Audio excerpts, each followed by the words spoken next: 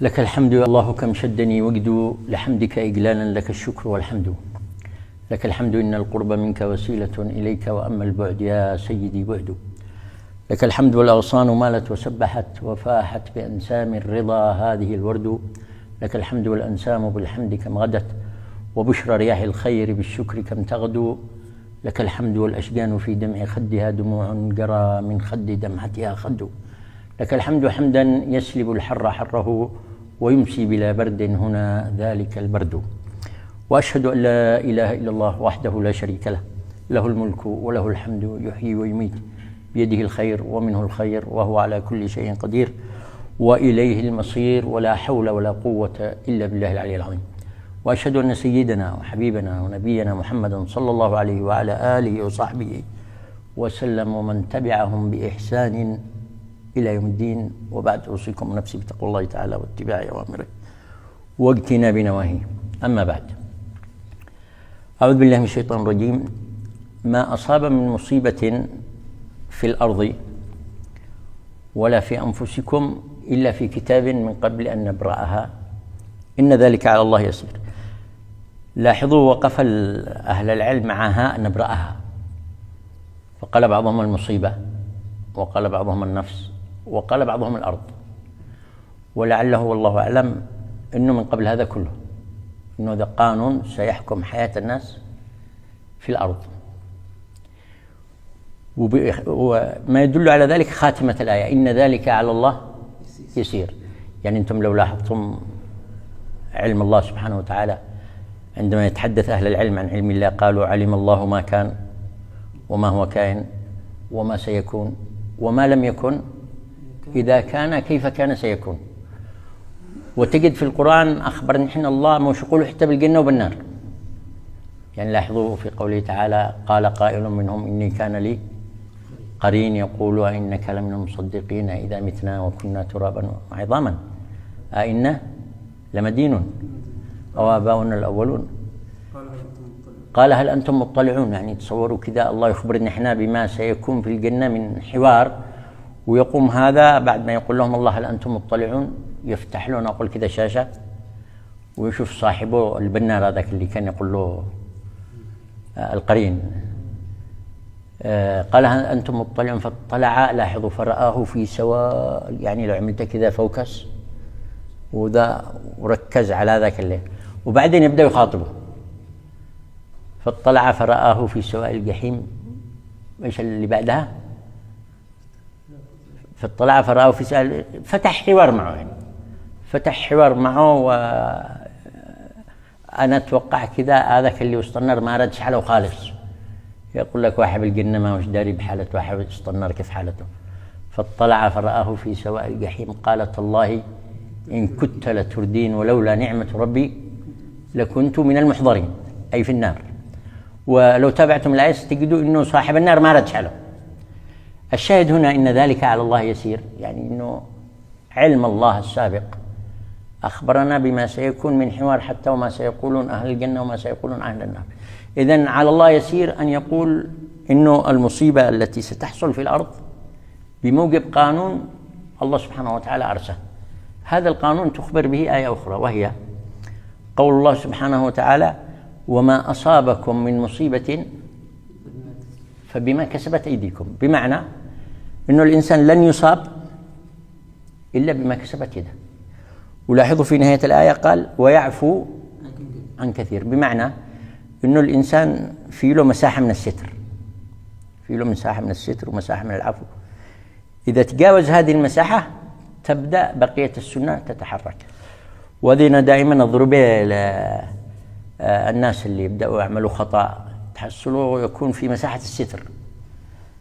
مثلا لو واحد يسرق لأول مرة يجد نفسه نجح فيه بسهولة يعني ويظن إنه شطارة، ما هوش داري إنه عادوا في مساحة الستر.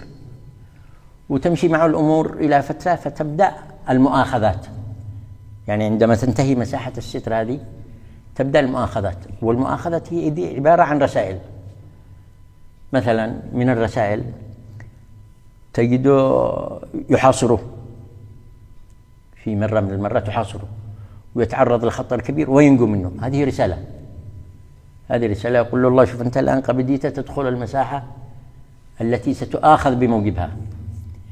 إذا ما تراجعش بموجب الرسائل اللي تحصل له من الحدث حقه، يرسل له الله رسول، لأن الله قال وما كنا معذبين حتى نبعث رسولا. طيب الرسول يعني أيش الرسول؟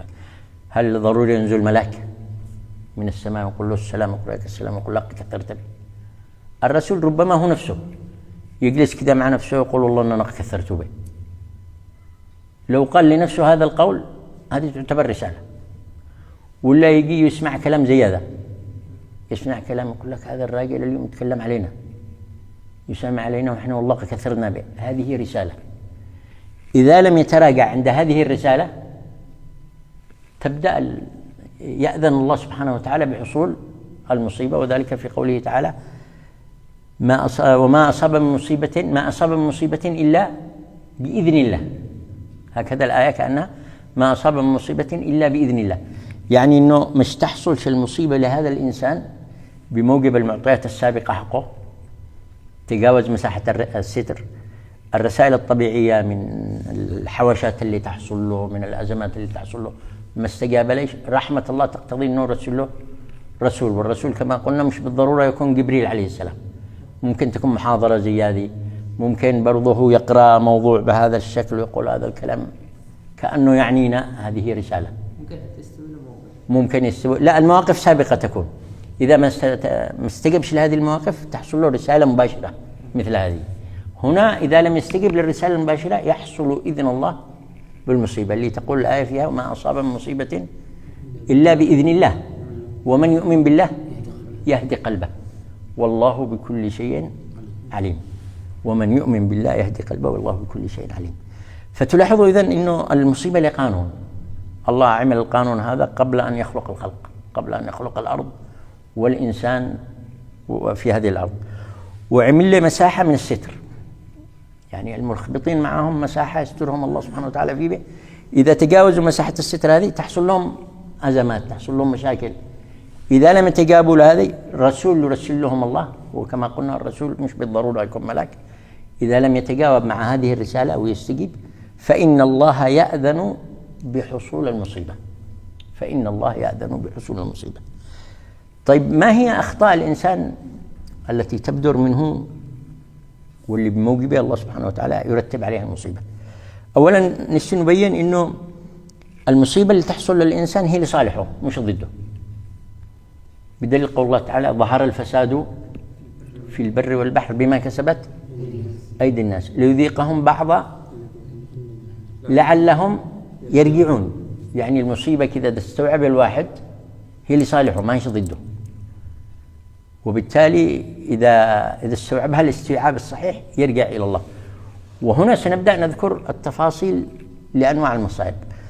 أنا أظن أكبر مصيبة والله أعلم الشرك بالله، أكبر مصيبة طبعا الشرك بالله، لأنه ليس بعد الشرك ذنب، ليس بعد الشرك ذنب. والله سبحانه وتعالى يضرب لنا مثل اللي في سورة الكهف عن الرجل الذي أخبر الله سبحانه وتعالى بقوله واضرب لهم مثلا رجلين. لاحظوا كم ذكر الله من أفعال منسوبة له. جعلنا لأحدهما جنتين، يعني يقول الله أنا اللي قلت له.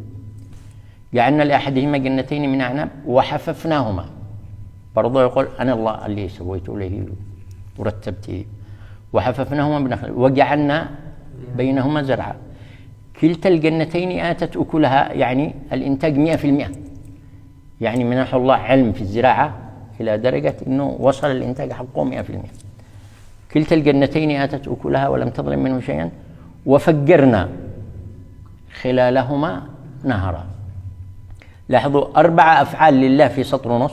الله يقول أنا اللي عملته، أنا اللي حففته، أنا اللي فجرته. أنا الرجل هذا بدل ما يقول الله ويسند الأمر لله أسنده لنفسه. قال لصاحبه وهو يحاوره أنا علمي فلوسي مالي، أسند الأمور لنفسه. قال لصاحبه وهو يحاوره أنا أكثر منك مالا وأعز نفرا. ودخل جنته وهو ظالم لنفسه بإيش؟ بإسناده الأمور لنفسه، إنه أنا اللي عملته. ما سندش الأمور لله كما بين الله في بداية المثال. ودخل جنته وهو ظالم لنفسه. لاحظوا الاغترار، قال ما أظن أن تبيد هذه أبدا. اغترار بالأسباب. يقول لك الأرض موجود، المال موجود، العلم الزراعي موجود، الماء موجود، الناس اللي يشتغلوا معي موجودين، ما أظن أن تبيد هذه أبدا. يعني وصل إلى درجة من الاغترار، إلى درجة أن يقول هذا القول، ما أظن أن تبيد هذه أبدا. ولاحظوا الاغترار، لما يحصل واحد سقوط تحصل له سقطة أكبر. وما أظن الساعة قائمة ولئن رددت إلى ربي، ما قالش لا يؤتيني، لا أجدن، ما كانوا يزعر بنفسه يعني. ولئن رددت إلى ربي لأجدن خيرا منها منقلبا. لاحظوا الرسالة الآن، يعني أنا أظن والله أعلم أنه هذا القول الرجل قد تجاوز مساحة الستر، وقد قال ما قال، ورسل له الله بصاحبه ويقول له القول اللي يقول له هذا. قال له صاحبه وهو يحاوره أكفرت؟ أكفرت؟ وفي لفتة حقيقة أنا ما أقدرش أتجاوز هذه اللفتة في الرسم القرآني. صاحبه الأولى كلمة واحدة، صاحبه الأولى صاد وحاء وباء وهاء، ما فيش ألف. بينما صاحبه الثانية مفترقة، دلت على الافتراق العقدي اللي حصل بينهم. يعني حتى الرسم القرآني توقيفي. يعني قال له صاحبه وهو يحاوره أكفرت بالذي خلقك من تراب، أنت مصلك يعني إيش حقيقة الآدمية؟ حقيقة الآدمية ذا التراب. يعني تصور إذا في أي كرامة لهذا التراب فهو من الله. أكفرت بالذي خلقك من تراب ثم من نطفة. يعني تصوروا الإنسان هذا اللي هو من نطفة، اللي لو وقعت على ثوب الواحد يستحي مني ويغسله، ويقول له صاحبه أنت أصلك هذا. يعني إذا حصل لك أي شيء فهو كرامة من الله سبحانه وتعالى وعطاء من الله. قال له صاحبه وهو يحاوره أكفرت بالذي خلقك من تراب ثم من نطفة ثم سواك رجلا. لاحظوا أسند الأمر كله لله صاحبه. لكن ولو لاحظتم أيضا في الرسم القرآني ما يش كلمتين، لكن أنا هي كلمة واحدة. لكن يعني أنا ما هليش، وكأن الرجل هذا ما يراش نفسه، مسند كل أمره لله سبحانه وتعالى. لكن هو الله ربي ولا أشرك بربي أحدا. ولولا إذ دخلت جنتك قلت ما شاء الله، بدل ما تقول أنا، بدل ما تقول فلوسي علمي. ولولا إذ دخلت جنتك قلت ما شاء الله لا قوة إلا بالله إن ترني أنا أقل منك مالا وولدا فعسى ربي. يعني أنا إذا أنا شنافسك ما شنافسكش بعضلاتي ولا بعلمي ولا بعقلي، ولا شنافسك بنسبتي إلى الله سبحانه وتعالى. فعسى ربي أن يؤتيني خيرا من جنتك ويرسل عليها حسبانا من السماء. يقول لصاحبه يعني جنتك هذه يرسل، لأن الرجل يقول لك الماء موجود، كل شيء موجود بالأرض. طيب ما ممكن يحصل لك مطر غزير يشل هذه كل بيوم؟ يعني صاحبه يقول له بس الظروف الطبيعية اللي عشنين احنا في المراحل اللي مرت ما حصلتش الكلام هذا. يعني وكأنه مقيد الأمور على علمه فقط. يعني فعسى ربي أن يؤتيني خيرا من جنتك ويرسل عليها حسبانا من السماء فتصبح صعيدا زلقا أو يصبح ماؤها غورا فلن تستطيع له طلبا. الرسالة لاحظوا هنا حصلت الآن. الرجل لم يتراجع. لاحظوا العبارة القرآنية الآن قال وأحيط بثمره. الرجل عنده علم زراعي، ربما في علم الزراعي يكافح 3 آفات 4 آفات يعرفه، جعل له الله إحاطة من الآفات. ولذلك أتى التعبير بالإيش؟ بالمبني للمجهول. وأحيط بثمره لدلالة، أتى التعبير بالمبني للمجهول لدلالة أنه قابله آفات ما هنش في دائرة علمه. ولاحظوا حتى الله سبحانه وتعالى اختزل الزمن. لأن تخيل جنة وأحيط بثمره فأصبح، يعني كذا كأنه بليلة وضحاها، فأصبح يقلب كفيه على ما أنفق فيها. يعني كأنه كذا كان يشتي ينقذ الثمرة وزد تخلص من اللي معه علشان ينقذ الحاصل، ويقول لك زيد الأسعار وشعوض، ضيع الثمرة وضيع الحاصل. ويقول وأحيط بثمره فأصبح يقلب كفيه على ما أنفق فيها وهي خاوية على عروشها. لاحظوا هنا اللفتة القرآنية في قوله ويقول، مع أنه من بداية المثال يقول قال، قال لصاحبه، قال له صاحبه بالماضي. ليست التعبير هنا بالمضارع ويقول، إنه كان هذا ديدن باقة الأيام، إنه كان يقول يعني حصلت له توبة، ويقول يا ليتني لم أشرك بربي أحدا. وهنا قد يأتي قائل يقول له أيوة بس لو كانت منظمة الفاو هذه الزراعية حق الأمم المتحدة موجودة، نقول كانت تنقذ الموقف. الله يقول لك خلي بالك برضه، امسح من ذهنك الخلق كلهم، لما يجي أمر الله ما علوش رد. ولم تكن له من فئة ولم تكن له ينصرونه من دون الله وما كان منتصرا لو يجتمع الأولين والآخرين. لاحظوا الآية اللي بعدها تقول إيش هنالك، يعني تصوروا المصيبة هذه اللي حصلت لهذا الرجل أرجعته إلى الله وبلغ درجة الولاية. إذا تدركوا هنا إيش معنى أنه المصيبة لصالح الإنسان إذا استوعب هذا الاستيعاب الصحيح. وهنا تدركوا أمر الله سبحانه وتعالى في قوله قل لن يصيبنا إلا ما كتب الله لنا، مش علينا. يعني إذا قرأ الإنسان الحدث بهذه القراءة وأسند الأمر لله وعرف مراد الله منه، يكون الحدث لصالحه يكون له وليس عليه. إذن هذا الآن أول أنواع المعاصي، بل أكبر المعاصي، وهو الشرك بالله سبحانه وتعالى، وهو قانون مستمر. تجدوا آية في كتاب الله تقرر هذا المفهوم في قوله حتى إذا أخذت الأرض زخرفها. لاحظ، أخذت الأرض زخرفها وزينت وظن أهلها أنهم قادرون عليها، زي صاحبنا لما قال أنا أكثر منك مالا وأنا وظن أهلها أنهم قادرون عليها. لاحظوا أتاها أمرنا، ما قال سيأتيها ولا قال سوف. يعني إذا وصلوا الناس إلى هذه الدرجة من الاغترار بأسبابهم وقدراتهم ونسبة الأمور لأنفسهم، انتظر زوال النعمة في أي، ينتظر الناس هؤلاء زوال النعمة في أي لحظة من ليل أو نهار، حتى إذا أخذت الأرض زخرفها وزينت وظن أهلها أنهم قادرون عليها أتاها أمرنا ليلا أو نهارا فجعلناها حصيدا كأن لم تغن بالأمس. إذن يبين الله سبحانه وتعالى إذن بهذا المثال إنه أول أنواع المصائب، يعني الإشكالات اللي تبدر من الإنسان الشرك بالله سبحانه وتعالى. وهذا نوع من أنواع الشرك اسمه شرك الأسباب. إذا أسند الإنسان الأمور لأسبابه وبدأ بالاغترار بأسبابه ووصل إلى هذه النقطة من الاغترار بأسبابه، ينتظر في أي لحظة من ليل أو نهار زوال هذه الأسباب وزوال هذه النعم، وتلك رسالة له ليرجع إلى الله سبحانه وتعالى. طيب هذه في مسألة الشركيات.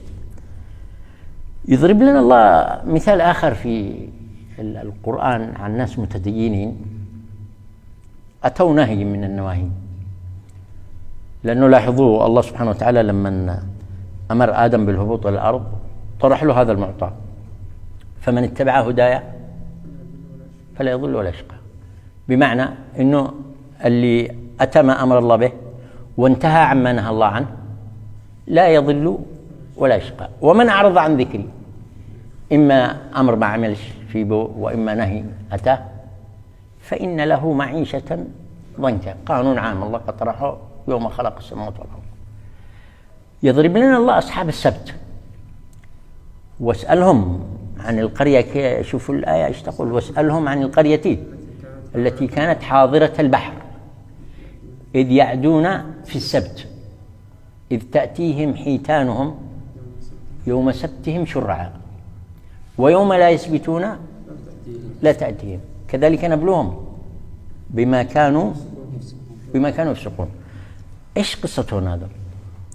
لاحظوا الله قال لهم لا تصيدوا يوم السبت. هنا نهي إنه لا تصيدوا يوم السبت.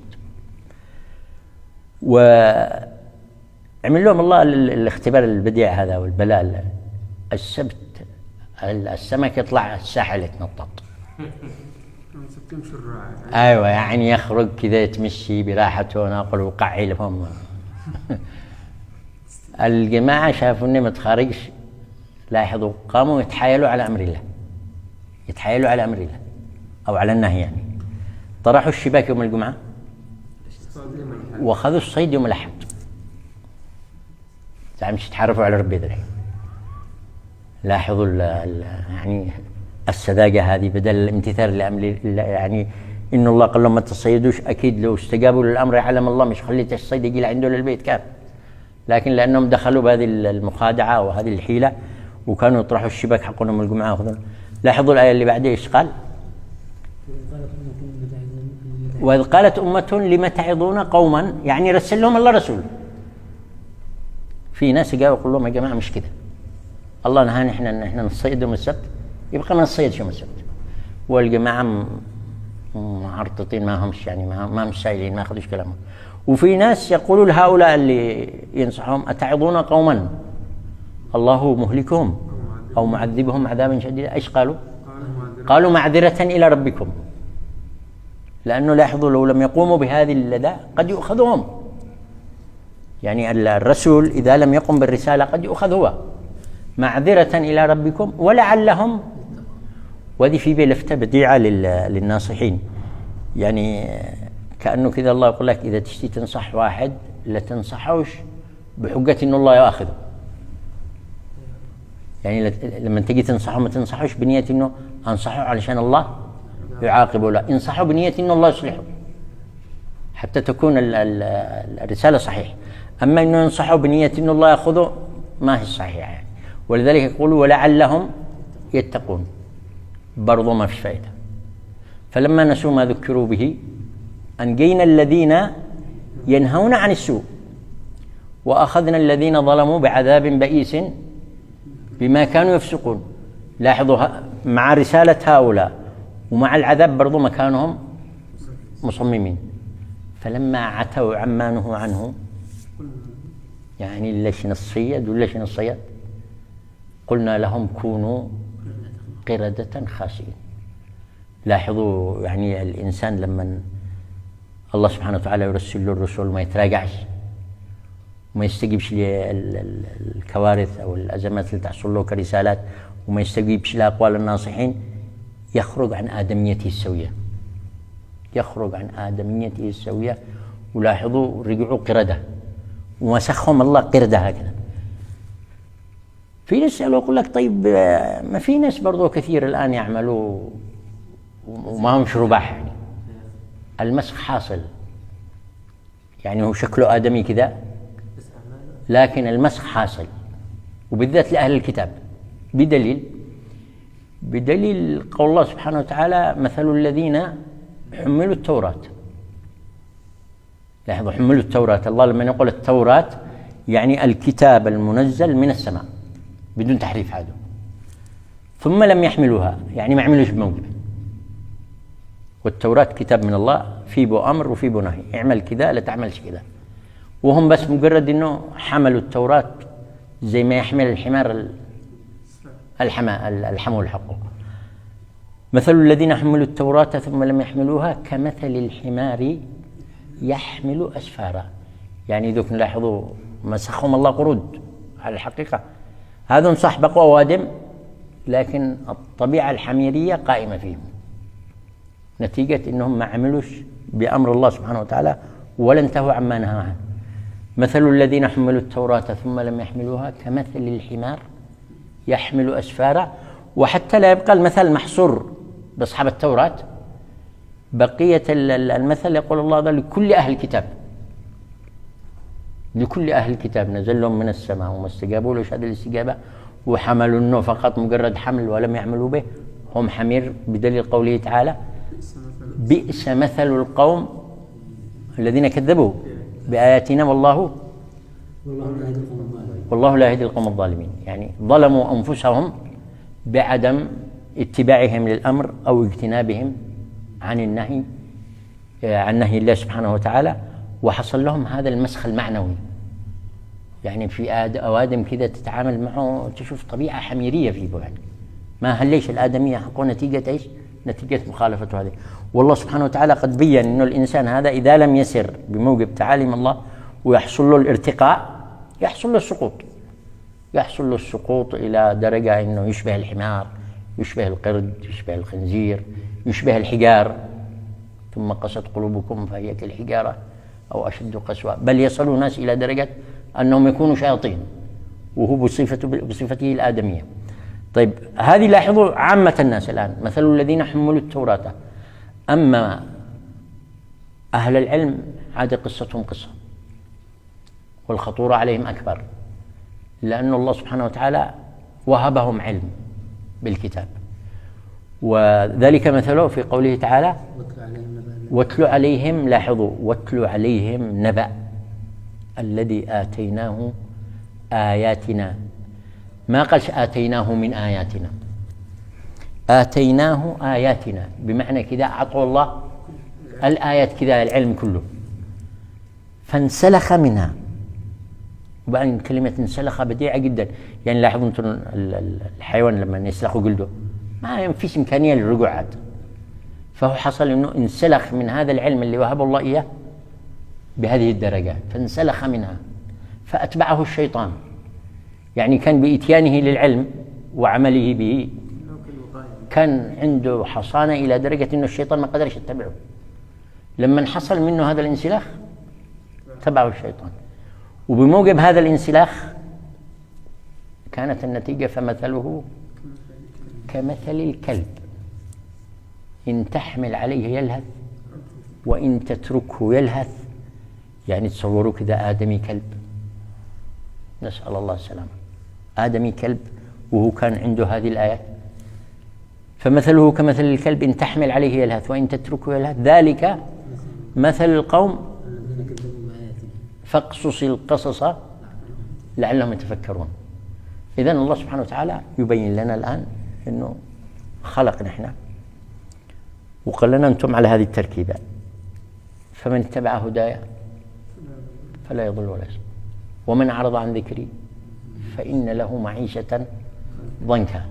وتخيلوا هذه الصور اللي ذكرها الله سبحانه وتعالى، اللي يخرج عن آدميته وقده مثل الحمار، واللي يخرج عن آدميته وقده مثل الكلب، واللي يخرج عن آدميته وقده مثل الشيطان، بينما كرم الله سبحانه وتعالى هذه الآدمية ويحصل له الارتقاء إلى أن يصل إلى درجة القرب من الله سبحانه وتعالى. طيب هذه سنة الله الآن، سنة حصول المصيبة كما قلنا، قانون سنه الله وبين أنه بما كسبت أيدي الناس ويعفو عن كثير. إذا لم يتجاوب الإنسان تحصل له مشاكل أزمات بشكل له رسائل، إذا لم يتجاوب أيضا يرسل له رسول مباشر، والرسول المباشر كما قلنا مش بالضرورة يكون إلا ملك من السماء، مجرد أنه يقرأ كلام في كتاب، يسمع محاضرة زي هذه، يسمع واحد يتحدث فيقول هذا الأمر يعنيني، إذا لم يتراجع هنا يأذن الله سبحانه وتعالى بحصول المصيبة عليه من أجل أن يرجع. ولو شفنا قصة آدم عليه السلام، قصة آدم عليه السلام كلها في الجنة لا تحمل إلا هذا المعنى، لا تحمل إلا هذا المعنى فقط. يعني لاحظوا الله لما قال لآدم عليه السلام اسكن أنت وزوجك الجنة، اسكن فعل أمر ولا لا؟ وكلا منها رغدا حيث شئتما، برضو فعل أمر. ولا تقربا، هذا نهي، ولا تقربا هذه الشجرة. طيب لو حصل مني هذا الاتباع يا رب ايش اللي بيكون؟ قال إن لك ألا تجوع فيها ولا تعرى وأنك لا تظمأ فيها ولا تضحى. طيب لو أتيت النهي يقول له تشوف ايش اللي يحصل لك. فعندما الشيطان سول له وزاد عليه وحصلت منه الخطيئة أكل من الشجرة، لاحظوا ايش قال؟ بدت لهما سوآتهما وطفقا يخصي، يعني خرج عن حالته ذيك الجميلة. ويعلم الله ايش من بعد حصل له، لأنه لاحظوا قال ايش؟ وناداهما، نادى تفيد ايش؟ البعد، يعني انه حصل لهم بعد بالخطيئة هذه. فالإنسان الله سبحانه وتعالى يبين انه إذا سار بموجب أمر الله سبحانه وتعالى واتبع أمر الله واجتنب النهي لا يحصل له إلا الارتقاء، وإذا خالف يحصل له هذا الانحدار ويحصل له المسخ بصورة حيوان، بصورة شيطان، وما إلى ذلك من أنواع المسخ. إلا أن القانون القانون في له استثناء،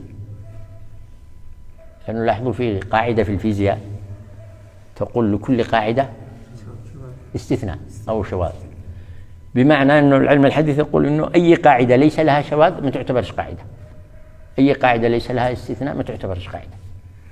طيب إيش الاستثناء؟ وأين ظهر هذا الاستثناء؟ ظهر هذا الاستثناء بقوم يونس. بقوم يونس تذكروا الآية حقهم حق قوم يونس اللي قال الله سبحانه وتعالى فلولا كانت قرية آمنت فنفعها إيمانها. أي حين آمنت؟ بعد ما جاءوا الرسل عندهم وبلغوهم وما شلوش خبرهم، الله سبحانه وتعالى الآن يأذن بحصول المصيبة. هذا القانون العام، إلا أن له هذا الاستثناء، حصل هذا الاستثناء لقوم يونس. إلا قوم يونس لما آمنوا كشفنا عنهم عذاب الخزي في الحياة الدنيا ومتعناهم إلى حين. وعلى ضوء هذا يا أبنائي المفترض أنه الإنسان هكذا يعالج أموره أول بأول، لأنه لاحظوا الله قال ويعفو عن كثير. أما إذا الإنسان كلما أخطأ وتعامل مع الخطأ حق هذا بالرجوع إلى الله والاستغفار، ولعل في هذا حديث الله أعلم إن شاء الله يكون في الصحيح على ما أذكر، كأنه أذنب عبد فاستغفر فغفر له، ثم أذنب فاستغفر فغفر له، ثم أذنب فاستغفر فغفر له. وكأن الله يقول علم عبدي أن له ربا يأخذ بالذنب ويغفره، بهذا المعنى كأنه أشهدكم أني قد غفرت له.